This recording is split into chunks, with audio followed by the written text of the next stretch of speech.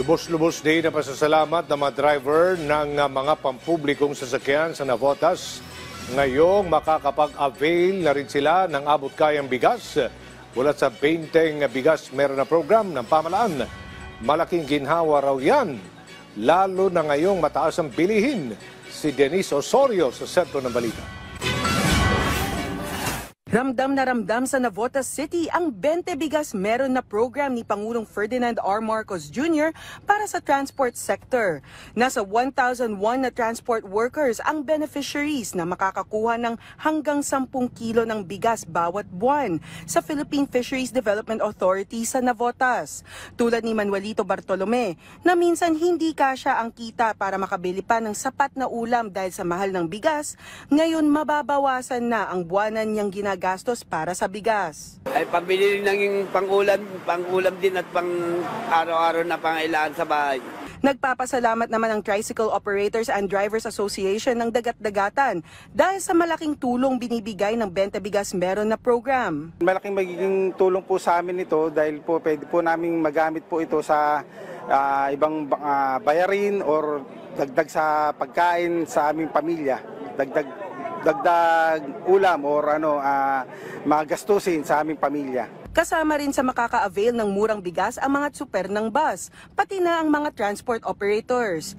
Katuwang ng Department of Agriculture ang Department of Transportation, DILG at LTFRB sa pagtukoy ng mga kwalipikadong benepisyaryo. Ang mga kasapi ng transport sector ang isa sa mga matagal nang umaaray sa taas ng presyo ng mga bilihin.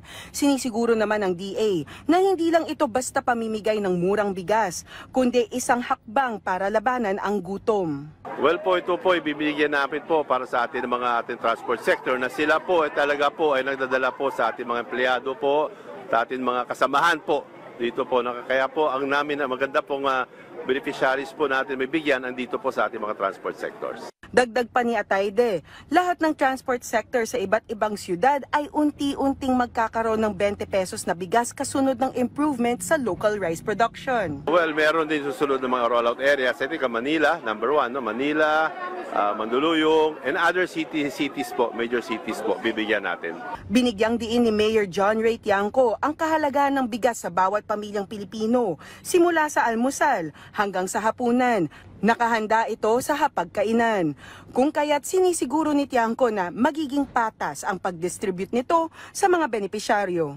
So namomonitor natin yan. So skinescan natin yung kanilang QR code at nalalaman natin sino nag-avail na at sino pang hindi.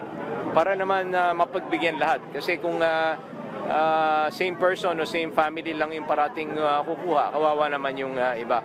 Magagamit po nila sa mas masustansyang pagkain, protina sa kanilang mga anak, sa pag-aaral ng mga kanilang anak, at dun sa mga ibang importanteng bagay para sa pamilya. Denise Osorio, para sa Pambansang TV, sa Bagong Pilipinas.